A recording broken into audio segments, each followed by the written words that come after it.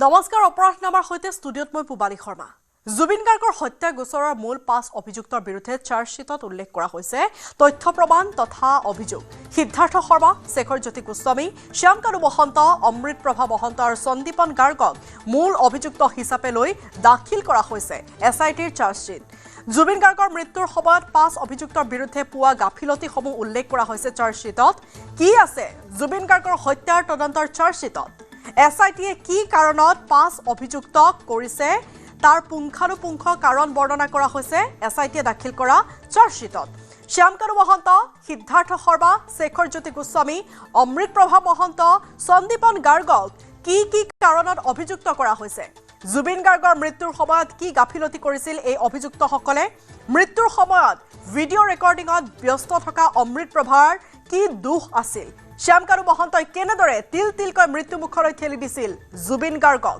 ভাতৃ সন্দীপন গাৰ্গে জুবিন গাৰ্গক বচোৱাৰ ক্ষেত্ৰত কেনে গাফিলতি কৰিছিল জুবিন গাৰ্গক অৱলম্বন হিচাপে লৈ জীৱন গঢ়ি তোলে শেখৰজ্যোতি গোস্বামীয়ে আৰু সেই শেখৰজ্যোতি গোস্বামীয়ে কি কৰা নাছিল সেই সকলো পুংখানুপুংখ তথ্য উল্লেখ কৰা হৈছে এই চাৰ্জশ্বিটখনত চাৰ্জশ্বিটত উল্লেখ কৰা অনুসৰি ঘটনাৰ পূৰ্বৰ 2টা ৰাতি জুবিন গাৰ্গৰ সৈতে একেটা কোঠাতে থাকি তেওঁক অত্যধিক মদ্যপান কৰিবলৈ দিছিল অমৃত প্ৰভা মহন্তই জুবিনৰ অত্যধিক সুৰাপান আৰু খাদ্য নোখোৱাকৈ তথা টোপনি নমৰাৰ কথা সিদ্ধাৰ্থ শৰ্মা অনুষ্ঠানৰ আয়োজক তথা গৰিমা গাৰ্গক অৱগত কৰা নাছিল অমৃত প্ৰভাই অতিশয় ভাগৰুৱা আৰু সুৰাসক্ত অৱস্থাত থকা জুবিন গাৰ্গক লাইফ জেকেট নিপিন্ধাকৈ সাঁতুৰিবলৈ উৎসাহিত কৰাৰ তথ্য লাভ কৰা হৈছে জুবিন গাৰ্গে প্ৰায় ডুব যাবলৈ ধৰাৰ সময়ত ভিডিঅ' ৰেকৰ্ডিং কৰি থকা আৰু কেপ্টেইনজন ওচৰতে থকাৰ পাছতো কিবা ব্যৱস্থা ল'বলৈ অৱগত নকৰাৰো অভিযোগ উত্থাপন হৈছে ঘটনাৰ পিছতহে ইয়তত থকা ছিংগাপুৰৰ প্ৰৱাসী অসমীয়া আৰু পাৰ্টিৰ আয়োজকসকলে জুবিন গাৰ্গে খোৱা ঔষধৰ বিষয়ে জনোৱাৰ তথ্য লাভ কৰিছে জুবিন গাৰ্গক নিচাগ্ৰস্ত অৱস্থালৈ লৈ গৈ আৰু নিচাগ্ৰস্ত তথা প্ৰায় অচেতন কৰি পৰা অৱস্থাত সাঁতুৰিবলৈ দিছিল সিদ্ধাৰ্থ শৰ্মাই লাইফ জেকেট অবিহনে সিদ্ধাৰ্থ শৰ্মাই সাঁতুৰিবলৈ দিছিল জুবিন গাৰ্গক চিকিৎসকৰ পৰামৰ্শৰ বিপৰীতে গৈ জুবিনক সাগৰত সাঁতুৰিবলৈ দিয়াৰো তথ্য প্ৰমাণ লাভ কৰিছে সিদ্ধাৰ্থ শৰ্মাৰ বিৰুদ্ধে জুবিন গাৰ্গক জুই আৰু পানীৰ পৰা আঁতৰত থাকিবলৈ পৰামৰ্শ দিয়াৰ সময়ত নিজেই উপস্থিত আছিল সিদ্ধাৰ্থ শৰ্মা কিন্তু ডাক্তৰ হিতেশ বৰুৱাৰ পৰামৰ্শৰ বিপক্ষে গৈ জুবিনক সাগৰত সাঁতুৰিবলৈ দিছিল সিদ্ধাৰ্থই জুবিনৰ মৃগী ৰোগৰ ইতিহাস থকাৰ পিছতো ভ্ৰমণৰ বাবে চিকিৎসাত ফিটনেছৰ প্ৰমাণপত্ৰ নোলোৱাৰো অভিযোগ উত্থাপন হৈছে জুবিনৰ বমি হোৱা আৰু মৃগী ৰোগৰ লক্ষণসমূহক সাধাৰণ গেষ্ট্ৰিকৰ সমস্যা বুলিহে অৱহেলা কৰিছিল সিদ্ধাৰ্থ শৰ্মাই জুবিনৰ জীৱন শেষ কৰিবলৈ পৰিকল্পনা কৰা আৰু সৰ্বাধিক বিত্তীয় লাভ আদায় কৰাই আছিল সিদ্ধাৰ্থ শৰ্মাৰ উদ্দেশ্য শেহতীয়াকৈ মহাবীৰ একুৱা হোটেল হেৰিটেজ আৰু পৰিবহণ ব্যৱসায়ত বিনিয়োগ কৰি নিজৰ অৰ্থনৈতিক স্বাৰ্থ পূৰণ কৰিছিল সিদ্ধাৰ্থ শৰ্মা এনেধৰণে উল্লেখ আছে সেই চাৰ্জশ্বিটখনত জুবিন গাৰ্গৰ প্ৰতি কৰিবলগীয়া সকলো দায়িত্ব সঠিকভাৱে পালন নকৰা বিপদত পৰাৰ সময়ত জুবিনক উদ্ধাৰ কৰিবলৈ নাযাবলৈ আন সকলোকে আহ্বান জনোৱা আৰু যাবনে বুলি কৈ বিপদলৈ ঠেলি দিয়া বুলিও চাৰ্জশ্বিটত উল্লেখ কৰা হৈছে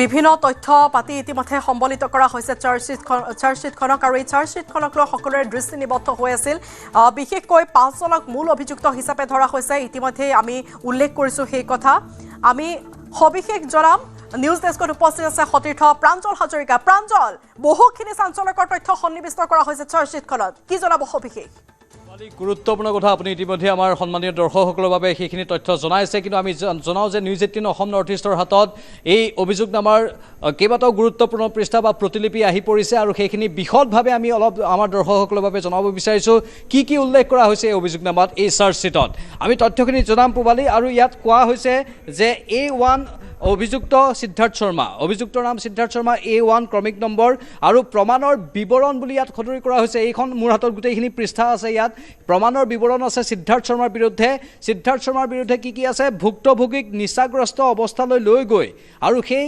নিচাগ্ৰস্ত আৰু প্ৰায় অচেতন হৈ অসাৰ হৈ পৰা অৱস্থাত স্বয়ংক্ৰিয়ভাৱে অংগ সঞ্চালন কৰিব নোৱাৰাকৈ শৰীৰত শক্তি কমি যোৱা আৰু প্ৰতিক্ৰিয়াহীন হৈ পৰোতে ভুক্তভোগীক সাঁতুৰিবলৈ দিয়া সেইটো প্ৰমাণ এক নম্বৰ প্ৰমাণ। তাৰ পাছত আছে লাইফ জেকেট অবিহনেই ভুক্তভোগীক সাঁতুৰিবলৈ দিয়া। সিদ্ধাৰ্থ শৰ্মাৰ বিৰুদ্ধে এইখিনি তথ্য আছে।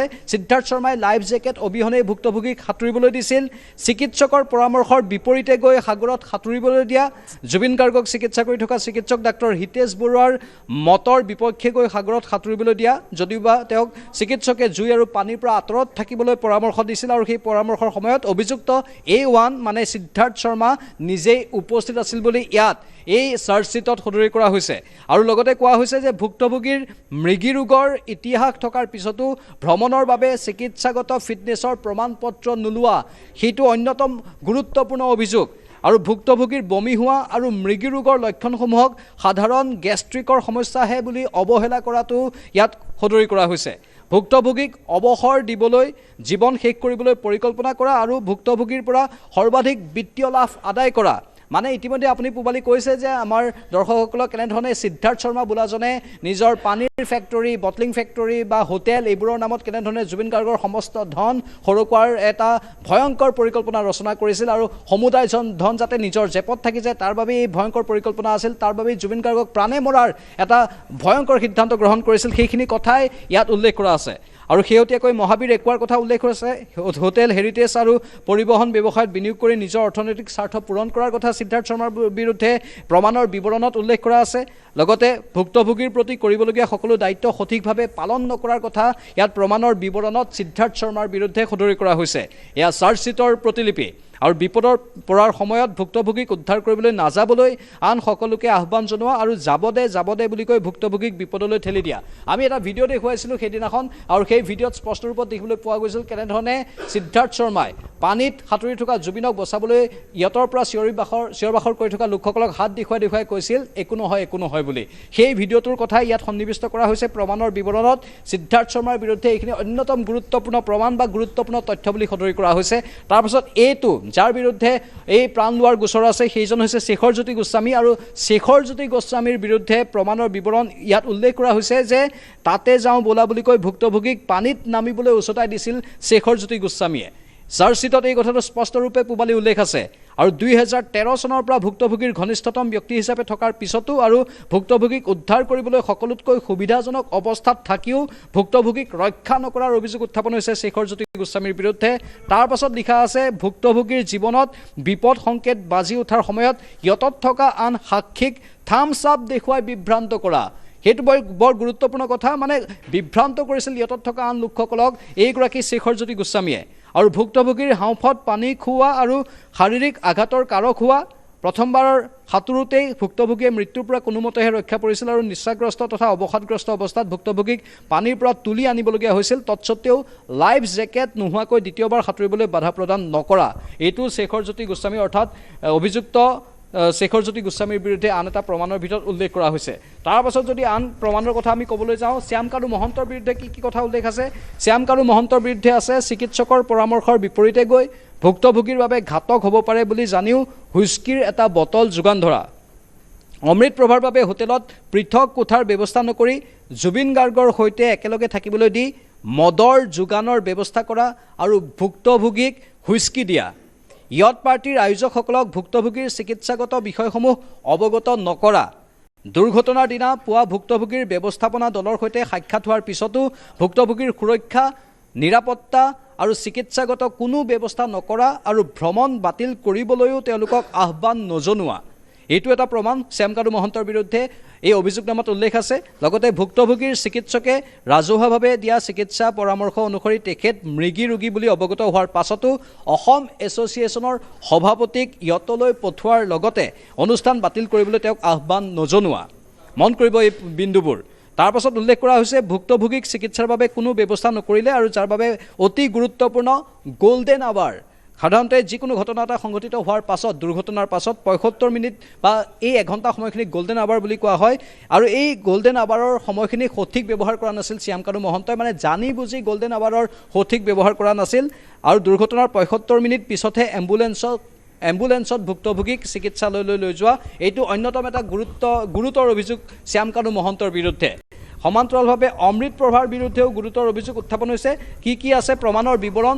অভিযোগনামাত প্ৰমাণৰ বিৱৰণ অমৃত প্ৰভা মহন্তৰ বিৰুদ্ধে আছে। ঘটনাৰ পূৰ্বৰ 2টা ৰাতি ভুক্তভোগীৰ সৈতে একেটা কোঠাত থাকি তেওঁক অত্যধিক মদ্যপান কৰিবলৈ দিয়া, ভুক্তভোগীৰ মেনেজাৰ, অনুষ্ঠানৰ আয়োজক অথবা ভুক্তভোগীৰ পত্নীক তেওঁৰ অত্যধিক সুৰাপান আৰু খাদ্য নোখোৱা আৰু টোপনি নমৰাৰ কথা অৱগত নকৰা, অতিশয় ভাগৰুৱা আৰু সুৰাসক্ত অৱস্থাত থকা ভুক্তভোগীক লাইফ জেকেট নিপিন্ধাকৈ সাঁতুৰিবলৈ উৎসাহিত কৰা, ভুক্তভোগী প্ৰায় ডুব যাবলৈ ধৰাৰ সময়ত ভিডিঅ' ৰেকৰ্ডিং কৰি থকা আৰু কেপ্টেইনজনক ওচৰতে থকাৰ পাছতো কিবা ব্যৱস্থা ল'বলৈ অৱগত নকৰা, আৰু ঘটনাৰ পিছতহে ইয়তত থকা NRI আৰু পাৰ্টিৰ আয়োজকসকলক ভুক্তভোগীয়ে খোৱা ঔষধসমূহৰ বিষয়ে জনোৱা। মানে ঔষধসমূহৰ বিষয়ে ইতিমধ্যে অমৃত প্ৰভাই সকলো জানিছিল যদিও জনোৱা নাছিল। মানে কি এই কথাবোৰ জানিও নজনোৱা কথাটোৱে বুজায় যে ই সম্পূৰ্ণৰূপে এটা পৰিকল্পিত হত্যাকাণ্ড বা প্ৰাণ লোৱাৰ ঘটনা।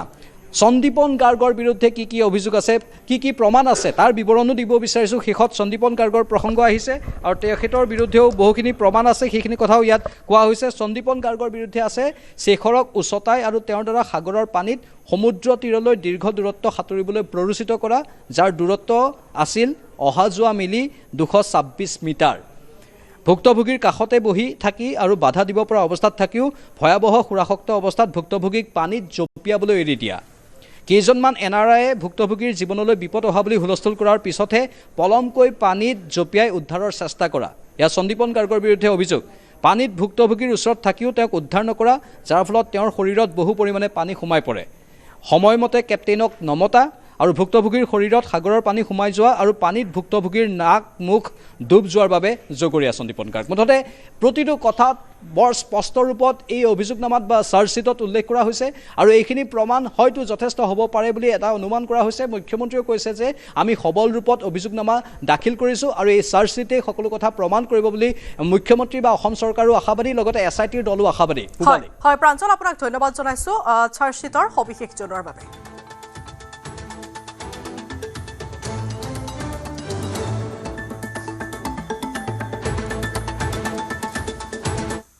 অখিল গগৈৰ চাৰ্জশ্বিট সম্পৰ্কীয় সংবাদমেলৰ বিৰুদ্ধে গৰজি উঠিছে বিজেপিৰ নেতা কৰ্মী। দুই পক্ষৰ তৰ্ক বিতৰ্কৰ মাজতে 22 ডিচেম্বৰৰ পৰৱৰ্তী শুনানিৰ পূৰ্বে স্থানান্তৰ হ'ল বিচাৰ প্ৰক্ৰিয়া। সত্ৰ ন্যায়াধীশৰ আদালতত 7 অভিযুক্তৰ জামিন আবেদনৰ বাবে সাজু হৈছে পদকীয়া পক্ষৰ অধিবক্তা। অখিল গগৈয়ে ক'ত পালে জুবিন হত্যা গোচৰৰ চাৰ্জশ্বিট? চাৰ্জশ্বিটক লৈ অখিলে কেনেকৈ সম্বোধন কৰিলে সংবাদমেল? ছ'চিয়েল মিডিয়াত চাৰ্জশ্বিট পোৱা বুলি দাবী কৰা অখিলক তোলা ধুনা ৰাজ্যিক বিজেপিৰ। তেওঁৰ হাতলৈ কেনেকৈ চাৰ্জশ্বিটৰ কপি আহিলে? আদালতৰ পৰা কোনো তৃতীয় পক্ষই চাৰ্টিফাইড কপিও এতিয়ালৈকে লাভ কৰা নাই এই গোচৰৰ অভিযোগনামাৰ। গতিকে অখিল গগৈ ডাঙৰীয়াৰ হাতলৈ চাৰ্জশ্বিট কপিটো কেনেকৈ আহিলে? নিশ্চয় এই 7জন অভিযুক্তৰ কোনোবা এজনে তেওঁক দিব লাগিব, অথবা এই অভিযুক্তসকলৰ যিসকল পৰিয়ালৰ লোক আছে, কালি আদালতত যিসকল উপস্থিত আছিলে, যিসকলে পেন ড্ৰাইভৰ যোগেদি অভিযোগনামা সমূহ পালে, তেওঁলোকে দিব লাগিব। ইয়াৰ দ্বাৰা এটা কথা স্পষ্ট প্ৰমাণ যে অখিল গগৈয়ে আমাৰ হিয়াৰ আমঠু জুবিন গাৰ্গ ডাঙৰীয়াৰ হত্যাকাৰী অভিযুক্তসকলৰ লগত অথবা তেওঁলোকৰ পৰিয়ালৰ লগত গোপনভাৱে সম্পৰ্ক ৰাখিছে আৰু মিত্ৰিয়ালি কৰিছে। অখিল গগৈৰ বিতৰ্ক চলি থকাৰ সময়তে ক্ষিপ্ৰগতিত আগবাঢ়িছে জুবিন হত্যা গোচৰৰ বিচাৰ প্ৰক্ৰিয়া। চাৰ্জশ্বিটত হত্যাৰ গোচৰৰ ধাৰা থকাৰ বাবেই সত্ৰ ন্যায়াধীশৰ আদালতলৈ মুখ্য ন্যায়িক দণ্ডাধীশৰ আদালতে স্থানান্তৰ কৰিলে জুবিন হত্যা গোচৰৰ বিচাৰ প্ৰক্ৰিয়া। তাৰে ফলশ্ৰুতিত 22 ডিচেম্বৰৰ শুনানি হ'ব সত্ৰ ন্যায়াধীশৰ আদালতত। পূৰ্বৰ দৰে সেইদিনাও ভিডিঅ' কনফাৰেন্সিং যোগে ন্যায়াধীশৰ মুখামুখি হোৱাৰ সম্ভাৱনা আছে 7 অভিযুক্ত। অৱশ্যে সত্ৰ ন্যায়ালয়ৰ আদালতে চাৰ্জ ফ্ৰেম কৰাৰ মাত্ৰকে শৰীৰে উপস্থিত থাকিব লাগিব শ্যাম কানু আৰু সিদ্ধাৰ্থ বাহিনী। ইতিমধ্যে 7 অভিযুক্তৰ বাবে আদালতে নিয়োগ কৰা অধিবক্তা ধ্ৰুৱজ্যোতি দাসে পৰীক্ষা কৰিছে চাৰ্জশ্বিটৰ প্ৰতিটো পৃষ্ঠা। এতিয়ালৈকে শ্যাম কানু মহন্ত, সিদ্ধাৰ্থ শৰ্মা, শেখৰজ্যোতি গোস্বামী, অমৃত প্ৰভা মহন্ত, সন্দীপন গাৰ্গ, পৰেশ বৈশ্য আৰু নন্দেশ্বৰ বৰাৰ হাতত SITৰ বিষয়াই অৰ্পণ কৰিছে চাৰ্জশ্বিটৰ হাৰ্ড কপি লগতে চাৰ্জশ্বিট পাইছে জুবিন হত্যা গোচৰত জড়িত প্ৰতিজন অভিবক্তাই বিপৰীতে 7 অভিযুক্তৰ পৰিয়ালক পেন ড্ৰাইভত দিছে চাৰ্জশ্বিটৰ কপি তাৰ বাহিৰে আন কোনো লোকক আদালতে দিয়া নাই চাৰ্জশ্বিটৰ চাৰ্টিফাইড কপি তেনেস্থলত চাৰ্জশ্বিটক লৈ কেনেকৈ লম্ফজম্ফ কৰিব পাৰিলে অখিল গগৈয়ে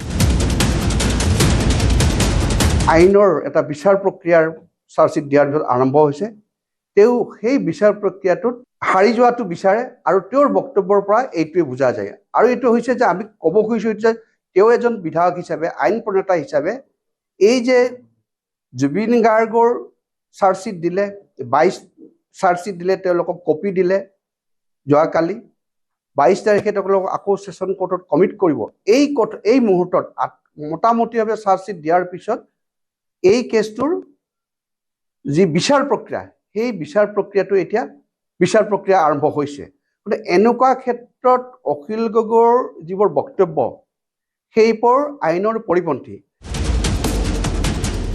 জুবিন হত্যা গোচৰৰ বিচাৰ প্ৰক্ৰিয়া চলি থকাৰ সময়তে বুধবাৰে সম্পন্ন হ'ল গুৱাহাটী উচ্চ ন্যায়ালয়ত দুজন লোকে দাখিল কৰা ৰাজহুৱা স্বাৰ্থজনিত আবেদনৰ শুনানি 13 মাৰ্চত পৰৱৰ্তী শুনানিৰ দিন ধাৰ্য কৰিছে মহামান্য আদালতে প্ৰথম দিনাৰ শুনানিৰ পাছত ক্ষোভ উজাৰিলে অভিজিৎ শৰ্মাই ছিংগাপুৰৰ ঘটনাস্থলীত অসম আৰক্ষীয়ে ক্ৰাইম চিন ৰিক্ৰিয়েট নকৰাক লৈ ক্ষোভ আবেদনকাৰীৰ ইয়ট পাৰ্টিৰ আয়োজক আৰু জুবিন মিউজিক LLPৰ অন্যতম সহযোগী তাৰছেম মিত্তালক ৰেহাই দিয়াটো আপত্তি অভিজিৎ শৰ্মা আৰু পলাশ ৰঞ্জন বৰুৱাৰ লগতে ট্ৰেন্স MMSৰ অন্যতম সঞ্চালক তথা শ্যামকানু মহন্তৰ পত্নী অনিতা ডেকা মহন্তক তদন্তৰ আওতালৈ ননাটো ৰহস্যৰ গোন্ধ পাইছে দুই আবেদনকাৰীয়ে ক্ৰাইম চিনৰ মেপিং বা ক্ৰাইম চিন ৰিক্ৰিয়েশ্যন যিটো কয় যে ক্ৰাইম চিনত গৈ তাতে গোটেই বস্তুটো চাব লাগে আৰু সেইটো কৰিব লাগে অকল অপৰাধীখিনিক লৈ গৈছে যিটো কাম অসম আৰক্ষী SITয়ে নকৰিলে সিদ্ধাৰ্থ শৰ্মাক এৰেষ্ট কৰিলে তাৰছেন মিত্তালক কিন্তু ৰেহাই দিয়া হ'ল প্ৰশ্নবোধক থাকি যাব সপোন LLP এইটো হ'ল 27 ডিচেম্বৰ 2021 দুইটা অনুষ্ঠান একেলগে ওচৰা ওচৰকে এটা মাহত আৰম্ভ কৰিছে অখিল গগৈক ৰাজ্যিক বিজেপিয়ে সমালোচনাৰে থকা সৰকা কৰাৰ বিপৰীতে চাৰ্জশ্বিটত সুৰুঙা থকাৰ অভিযোগ PIL দাখিল কৰা দুই আবেদনকাৰীৰ দ্বিতীয় কথা ইয়াজখন যোনে বুকিং কৰিছিলে তেওঁক ৰেহাই দিয়া হৈছে ইয়াজ বুকিং কৰা অৰ্গেনাইজাৰজনক কিয় এৰেষ্ট কৰা হোৱা নাই ট্ৰেন্ড MMS শ্যামকানু মহন্তৰ পত্নী তেখেতক এৰেষ্ট কৰা হোৱা নাই প্ৰশ্নবোধক চিন থাকি যাব তো তেনেকুৱা বহুত প্ৰশ্ন থাকি গ'ল চাৰ্জশ্বিটক লৈ ভিন্ন শিবিৰৰ খোৱা কামোৰা লাগি থকাৰ সময়তে 22 ডিচেম্বৰৰ শুনানিত 7 অভিযুক্তৰ হৈ প্ৰথমবাৰলৈ জামিনৰ আবেদন দাখিল কৰিবলৈ সাজু হৈছে অধিবক্তা ধ্ৰুৱজ্যোতি দাসে বিৰিঞ্চি কুমাৰ ডেকা আৰু উৎপল হালৈৰ সহযোগত Dipankar Das report news 18 Assam north east এইখিনিতে সময় হৈছে চমু বিৰতিৰ